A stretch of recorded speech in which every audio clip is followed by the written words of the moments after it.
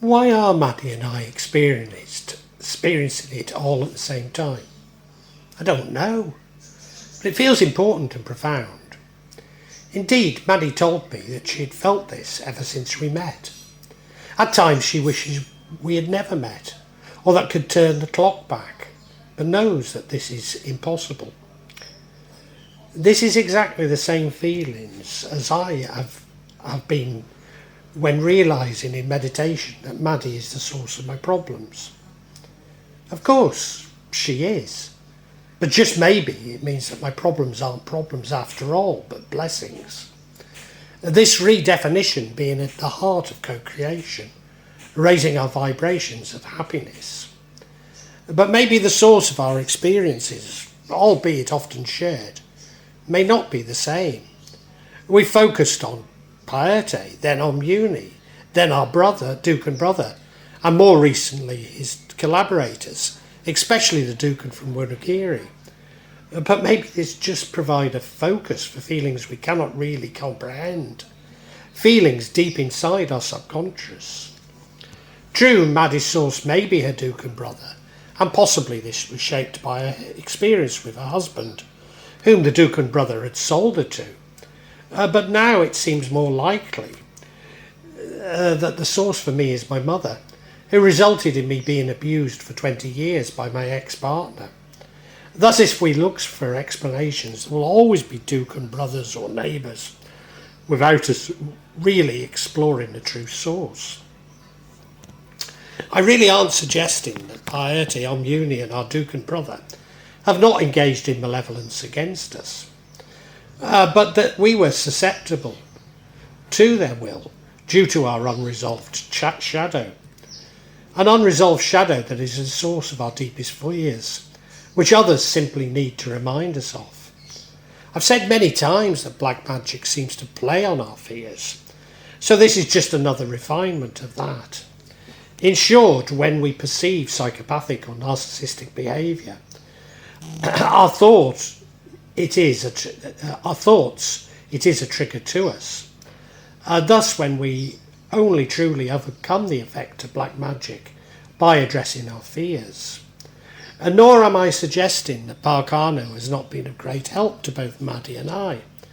Parkano works as a healer, as do I. But we both know that it's not us doing the healing, but our patients themselves. For this reason, we have to convince our patients that we know what we are doing.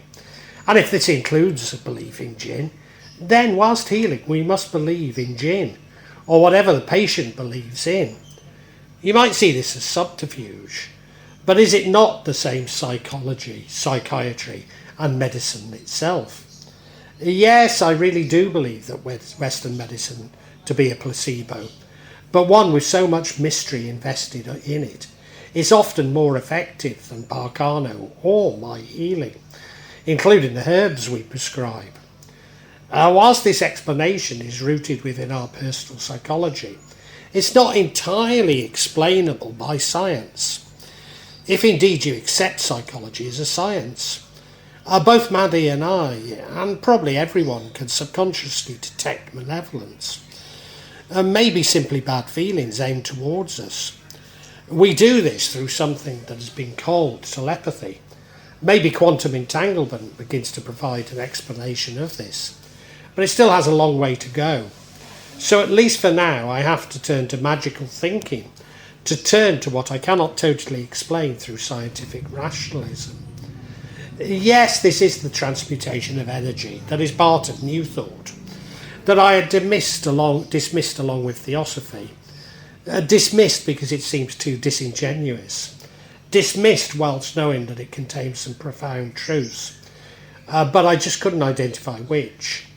We use our powers to change a negative energy to a positive, to flip bad to good, and we can all do this, but it means relearning everything we've been taught and socialised to forget. Thus, we literally use an external energy to achieve what we need. Ultimately, therefore, I no longer need to get exhausted from it. But this runs against what we believe are our very instincts, although most of them are likely to be from our education and socialisation. Of course, we are still learning, and we will feel malevolence from time to time. But know this is just a reminder from Allah to keep us using love. Indeed, it may even be our own malevolence escaping, malevolence trapped within our ego. Therefore, we have come to see our pain as a wonderful blessing. And isn't that what transmutation actually means?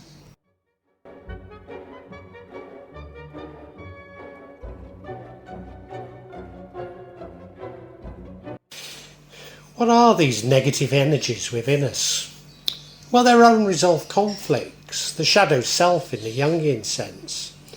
So every time we've been affected by black magic, we have blamed those sending it. Not only for the pain, but the effects such as lack of money, things going wrong, never taking responsibility for our own destiny, which is exactly what is now on offer. But it goes deeper, as this is not solely about our experience of black magic, but all those times when we've blamed others. For me in particular, my narcissistic mother and partner, and for Maddie, her ex-husband. Therefore, black magic was simply a catalyst, so we might acknowledge and resolve our deepest conflicts. This is the Jungian shadow. For me, it's deeply unresolved feelings of having psychologically killed my mother long before the doctor had. But my feelings of guilt were stoked by the doctor and her conspirators in the UK, who believed my mother that I had abandoned her. Indeed, I'm sure that they will have met and discussed my lack of concern, extrapolating the difficulties I was having as being self-imposed. So Maddie was correct, that I was changed by my visit to the UK. Changed, but without this change, I would never have begun to resolve this channel. Thus Maddie is correct. It is my mother's death in every respect that has caused these dark feelings which need to escape. Dark feelings which have been exacerbated by the Ducan's brother's mischief. Or just maybe this mischief is a manifestation of this darkness. It's no longer important to understand which, simply to let them out and find my power again. Yes, there are narcissists, psychopaths, xenophobes and racists on the temporal plane, but even arguing with them in the temporal plane gives credence to their views. We're all guilty in not having understood and exposed the true impulse for such views and behaviour, which ultimately is fear. Without understanding the root, we cannot counter nor transmute it. Indeed, by remaining at their level, we only provide credence to them, but add to the hell that man is creating for himself. Thus everything I have believed and every approach I have used is the mirror opposite to what they should be. It's only releasing the mirror image of Allah we get from the temporal plane that we might actually begin to find the essence of Allah. So the mirror opposite is not that others have created negative energy, but I must take responsibility for allowing this negative energy to influence me. Maybe the reason why my tarot revealed to me that my experience of magic was a reflection of my own shadow, just as narcissists and artificial intelligence simply reflect my own key words back, adding a tsunami of unrelated data. Unrelated data which is similar to fear, which creates a tsunami of fear when we perceived we are being attacked by magic. In other words, narcissists and artificial intelligence reflect some of the detail of our shadow, and we do the rest through fear. Arrogance and ignorance are our biggest vulnerability. Again, something which appears to be very clear within the scriptures. Just maybe this explains why my father's spirit came to me after his death when I was trying to explain my experience of narcissism from my mother, my ex-partner, and maybe my schizophrenic son. He explained to me that they were all acting, and of course they were, as narcissists don't express true human feelings. For them, everything is an act. Now, if this is an act, it is a reflection of the shadow, then everything makes so much more sense. It also just maybe begins to explain why our world now seems so crazy. This is a psychopathic world, a world not intended to make sense, but one that we can reject and create our own happiness within. I mentioned my friend from Georgia, Luckman. Well, he introduced me to a lovely couple.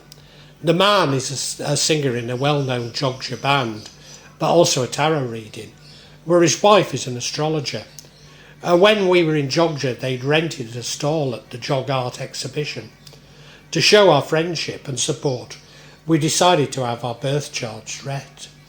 Unfortunately, Maddie had to accept the tarot. She didn't know her time of birth. But my birth chart was profound. She immediately picked up on my very difficult childhood. Not that I ever believed it to be. Nevertheless, it was pointing to the impact on my life of my narcissistic mother. That I don't believe my childhood to have been so difficult could be more a triumph of my mother's control over my thinking, believing it to be normal, than an objective assessment. It suggested that these childhood problems had followed me throughout my life, but now they could be removed. One such problem was that Branwell was not indeed my own son.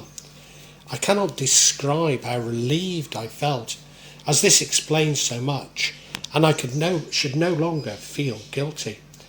Now, I cannot say that all that is reflected the effect on the cosmos of life, or if I had projected through onto the birth chart my friend calculated, but I'm more to believe the latter, but cannot dismiss either, nor indeed the interplay. But for now, does it matter? Is it not better to move on in this knowledge of how victimhood has shaped my 65 years? That my son abandoned me because he knew that he wasn't actually my son? Now I'm free from the guilt of not having cared enough for my mother and son, as neither cared about me. I am thus free to stop pleasing others and to love myself, only engage in relationships that release me. Parfitano could feel this change in me and encouraged me to do what I had already decided to do, and that is to think no more of such issues and to begin to create a new life. This is why we should always be authentic to ourselves, always being clear about our deeply held beliefs, that this is not natural for empaths to try and please, and all too often seek to agree with those whose views are diametrically opposed to our own. Being authentic is the opposite of psychopathy, for whom the truth is malleable. Certainly I accept that truth will always lie on a normal distribution, but wherever we believe to be the mean, we must hold on to it and state it very clearly, even in adversity. But we do this not via our ego or to influence others, but simply to be authentic in our own beliefs. Neither Maddie nor I know where all this is heading, but we are absolutely certain that it was all about gaining power to co-create with Allah. This is a new journey, which neither of us feel equipped to complete, but are full of hope in beginning this journey. It is the Fool card in Tarot, that we could achieve absolutely everything, and somehow we both know this to be a gift for humanity and not us alone, albeit that Maddie in particular simply wants a comfortable, quiet life with her and her daughters. There is something at work in my soul which I do not understand, Mary Shelley's Frankenstein, which leads me to consider what will Allah judge us on. Will it be for wearing gold rings? Will it be for my beer on a Friday night in Jakarta? Will it be for racism and extreme nationalism, including those who've used Allah's words to support such views? Will it be reserved for those who have committed murder and genocide? Or could we actually be judged on having been given the opportunity to co-create the reality Allah wants us to, and having rejected this ability? What does this say about the majority of humans who simply follow instructions, who believe all that they are told and are mere cogs in a machine which is designed to create inequality and hoarding? Could it be that we actually enjoy our servitude? That as long as we receive enough crumbs, bread and circuses, it's easy to be a follower. Confronting the shadow takes bravery, as does confronting the crowd, but not more so than bravery. It's incredibly hard work. Remember my hypothesis that authoritarian means that the masses being suppressed by the few, for acting out the darkest fantasies of the few, whether real or imagined. And thus my tarot asking us to consider a world in which repression is banished, a world in which we can express our fantasies. Could it be a world in which we are free to engage in these fantasies? I'm really not so sure, but I do know that it's not about basing our legal system on the darkest fantasies of the powerful, punishing people for what we believe they might think or do. Many years ago I somewhat explored sadomasochism, fleetingly, and when the Manchester rave scene was forced into the gay clubs by the Salford gangs, making straight venues far too dangerous. It does seem to me that the understanding of sadomasochism may be important here, not least my own exploration of my own shadow. But isn't masochism a victimhood? A natural reaction to narcissistic abuse, that the victim deserves the pain which they feel. Indeed, entering into an abusive relationship with a psychopath. Was I not attempting to replace the pain I associate with what my mother had convinced me was love? But once again, I'm focusing far too much on my own free will and not manipulation I was subjected to. My interest in sadomasochism had been encouraged by my psychopathic partner, for these were actually her fantasies much more than mine, fantasies which were a part and parcel of her own mother's tough love and its resultant cognitive dissonance. Perhaps it's more useful to look at it as a message of contested authority. I detect so much in Shropshire folklore I've become interested in. This seems to tap into a rural anarchy, for a want of a better word, for which I was all too aware of as a child. The Lord Mayor might wear velvet and satin and eat beef every day, providing the serfs could unmercifully rid them for their pride. There existed a balance, and if the serfs could eat mutton on a Sunday and drink beer every day, there seemed little reason to change the existing order. The noblesse oblige. Yes, these are Tolkien's hobbits, but aren't we all hobbits by nature? When the balance shifted in the Lord's favour, the serfs would get disgruntled. At first the ribbing became more cutting, then acts of petty sabotage, including escaping the forest, or locally to snail beach as my ancestors had. This cumulated in the peasant's result. There's more good in you than you know, child of the kindly West. Some courage and some wisdom are blended in measure. If more of us valued food and cheer and song have hoarded gold, it would be a merrier world. J.R.R. Tolkien, The Hobbit.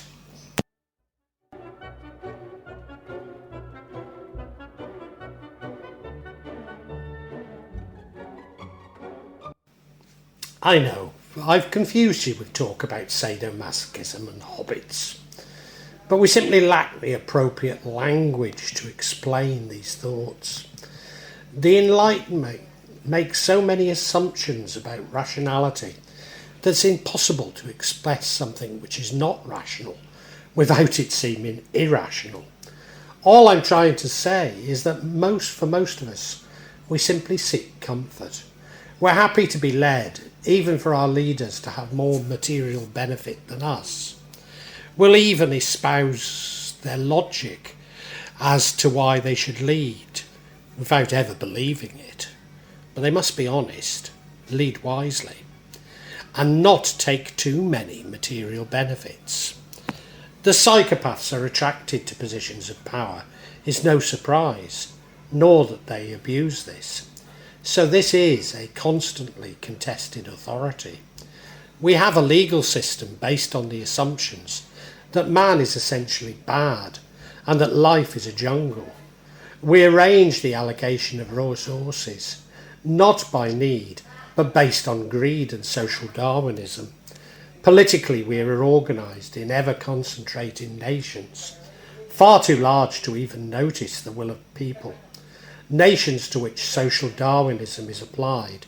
In contrast, wars and proxy wars are used to justify censorship and repression. But if psychopaths are only 1% of the population, and even with narcissists at best 20%, haven't we got something completely wrong?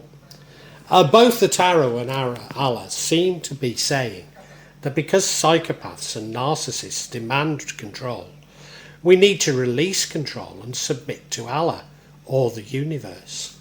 That this is the desire for control, which leads to fear and hatred, and everything which we have got wrong in this world.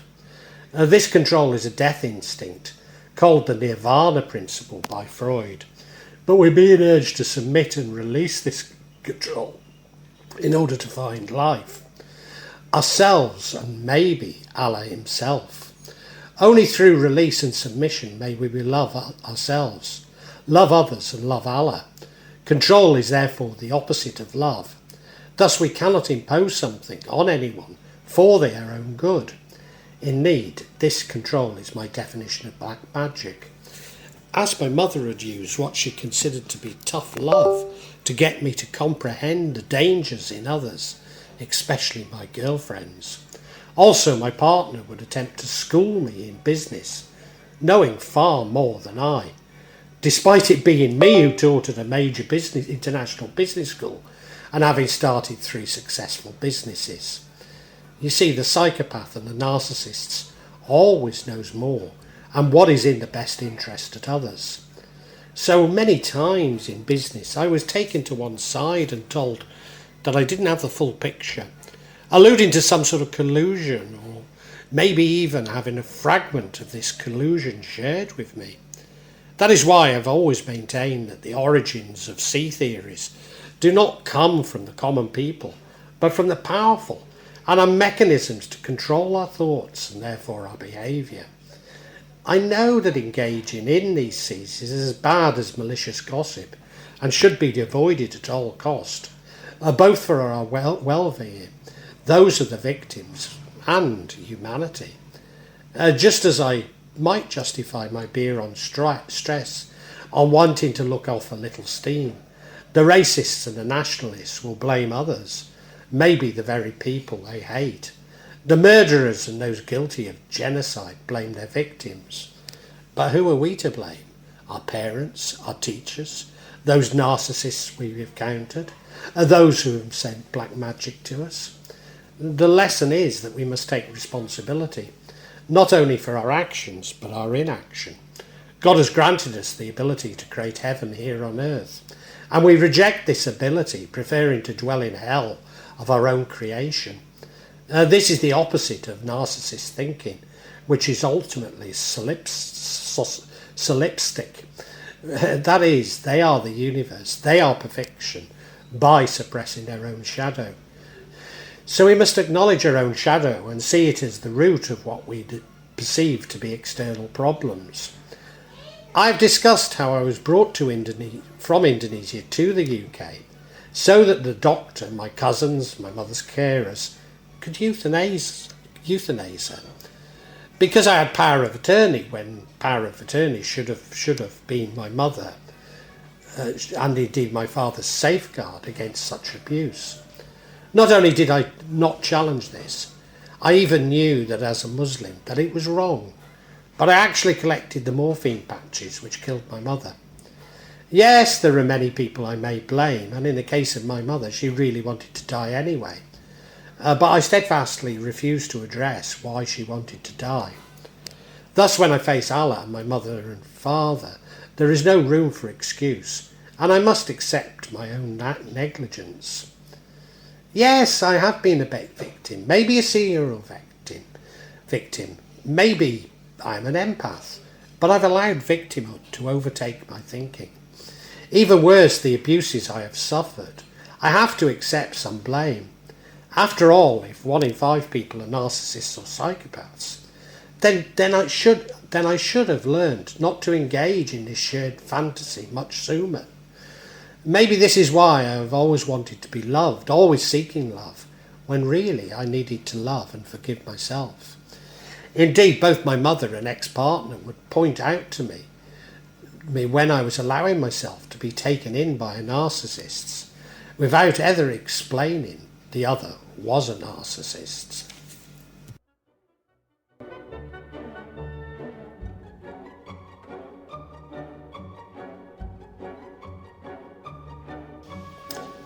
In giving in to the shared fantasy, especially during love bombing, I found comfort. Comfort in giving up my own spirit. But that's exactly what happens when becomes a victim of black magic. And there you go again. I've used the word victim, when really I have initially invited it. It's an act of grandiosity to believe that I can change the narcissist, even through prayer, and I must simply submit to Allah's will. Indeed, this belief is a reactive act to narcissism itself, just as believing that we were chosen by the narcissist is. You see, I'm implying that narcissist abuse actually makes one somewhat narcissistic and out of touch with reality, as it implies accepting a shared fantasy. Indeed, throughout my now 5 books, I've asked myself, am I going mad? And I have to conclude that the answer is, I already was somewhat. My interpretation of magic and victim was not so much indicative of madness, but that I was already much troubled when I experienced such things. Therefore, I now need to return to the world that most of us see as normal. The narcissist literally takes over the victim's mind, even manipulating their memories along with their shared fantasies.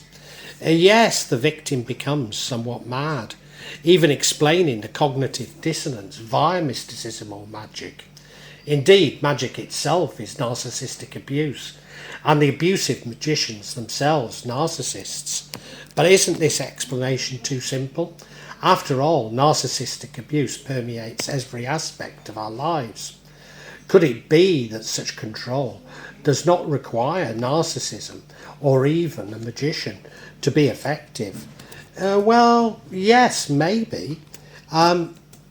Certainly it's about power and its abuse, but equally it's about control and submission and our willingness to allow others to control us, even our very thoughts. We don't escape this by seeking control over others, but by taking ownership of our own thoughts and loving others. Or is it? If around 20% of the population are psychopaths or narcissists, a good many of us will be victims of abuse. And now we are bombarded with fear porn, and so many, maybe all, have developed a sense of victimhood. Indeed, a rite of passage to being awakened from our manipulation is accepting that we're all victims. Just maybe this is why my journey has been about to understand and accept such things, whilst moving away from blame and victimhood. Could this victimhood be a process in itself? A process related to narcissism, but a process which is self-fulfilling, creating even greater victimhood and even greater entitlement. And maybe this explains why the so-called counterculture movements appear to now be so authoritarian and vindictive. Just as within Indonesia, I'm already guilty for simply having a lighter skin shade than the locals. For they too have been infiltrated and taken over by psychopaths and psychopathic thinking. And why wouldn't psychopaths and narcissists be attracted to the levers of power, taking over the media and social media for seriously Machiavellian designs? Thus my tarot was warning me to be not too attached to the empath label, nor to repress my own dark side. We need to love ourselves and accept all our thoughts, but not to act on them.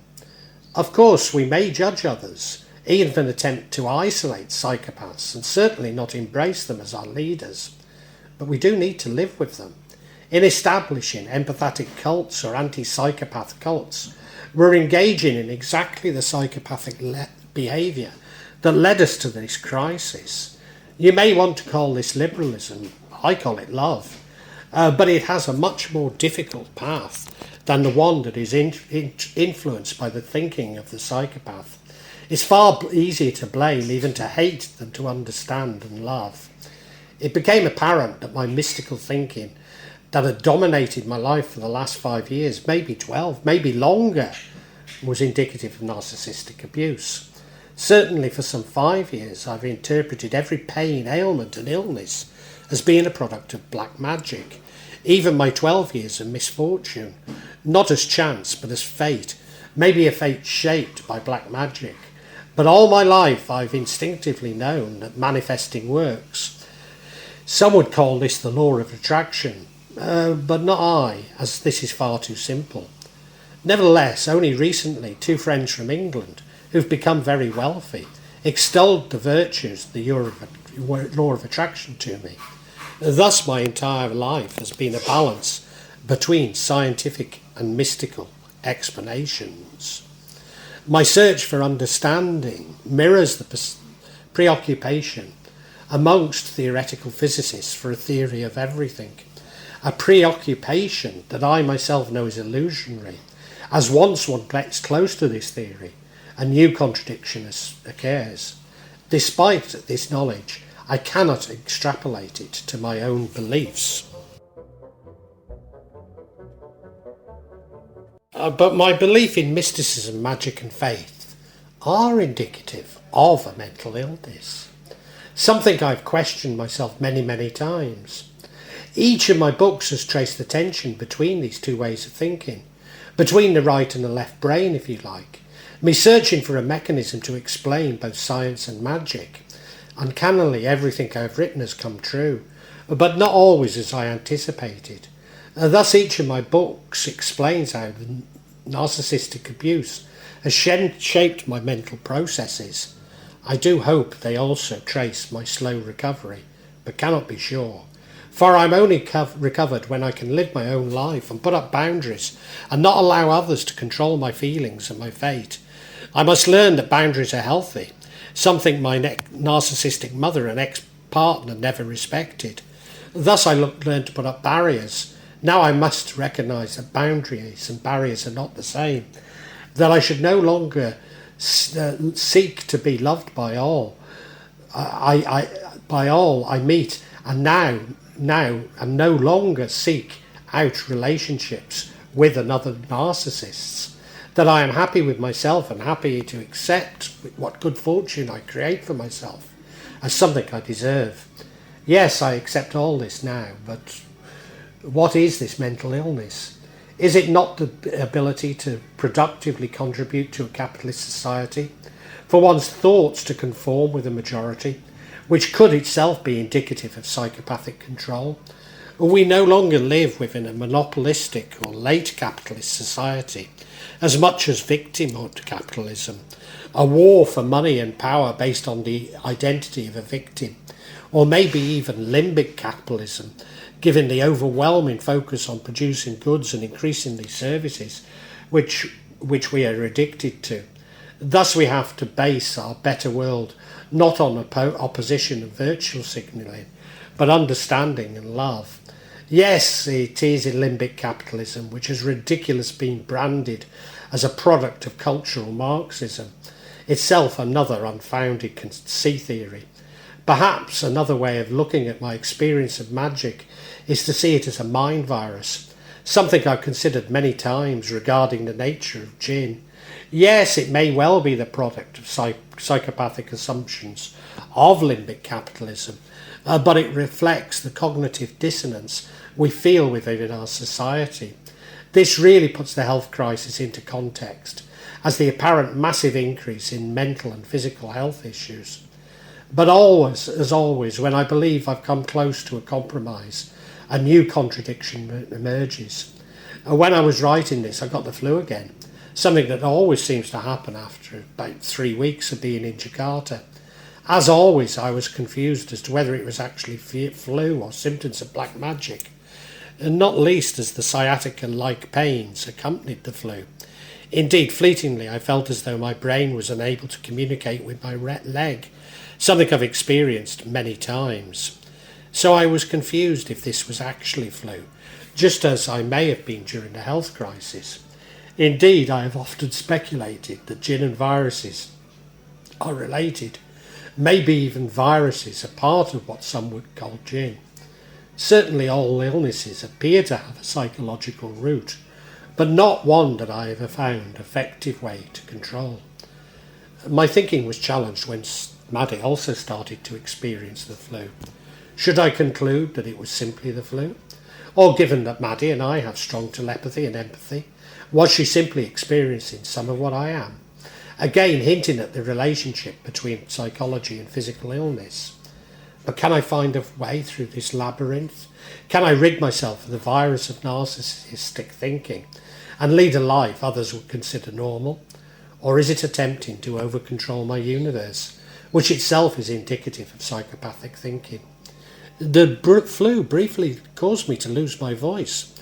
Thus, when Maddie did also, it pointed to a medical condition. But when Widiati lost her voice, this seemed to be confirmed. That is not to exclude a more compound explanation, but at least if I wanted to see it as simply flu, I could. Well, that concludes this chapter. I want to emphasise once more that this is only a novel. Yes, it is based on real life events. Yes, it's based on real life people. Often I've changed their names, but if you do identify yourself and you're offended, that wasn't my intention. Please accept my sincere apologies, and I hope you've enjoyed this chapter.